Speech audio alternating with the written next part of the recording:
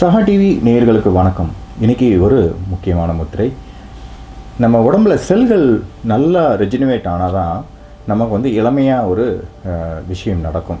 ரெண்டு வகையாக நடக்கும்.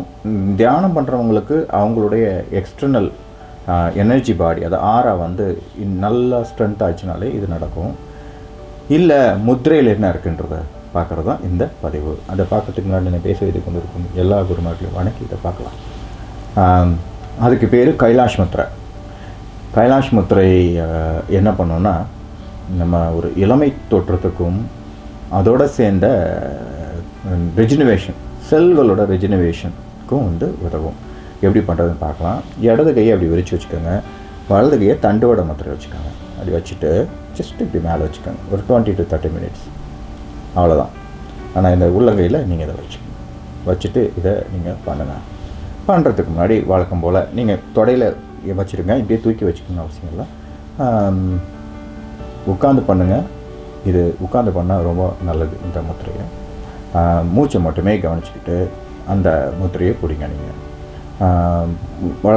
வழக்கம் போல் சாப்பிட்ட உடனே பண்ணாமல் சாப்பிட்டதுக்கப்புறம் 2.5 மணி நேரம் கழித்து இதை பண்ணுங்கள். இது வந்து ஒரு நல்ல பலனை கொடுக்கும். இதை ஜஸ்ட்டு விளையாட்டுத்தனமாக பண்ணி பார்க்கலாமே, அப்போது பலன்கள் இருக்கும். ஒரு 21 நாள்லேருந்து 48 நாள் பண்ணி பார்க்கலாம். பண்ணி பார்த்தோன்னா கண்டிப்பாக நல்ல பலன்கள் இருக்கும். முத்திரைகள் என்பது பஞ்சபூதம். இது பஞ்சபூதத்தை வந்து சமன் செய்கிறது தான். நீர், நிலம், ஆகாயம், காற்று, நெருப்பு. இந்த 5 பூதத்தை வச்சு நம்ம வந்து பண்ணுற ஒரு அற்புதமான விஷயங்கள் தான் முத்திரை. நம்மளுடைய பஞ்சபூதத்தை நம்மளே சரிப்படுத்திக்கிறோம். அவ்வளோதான்.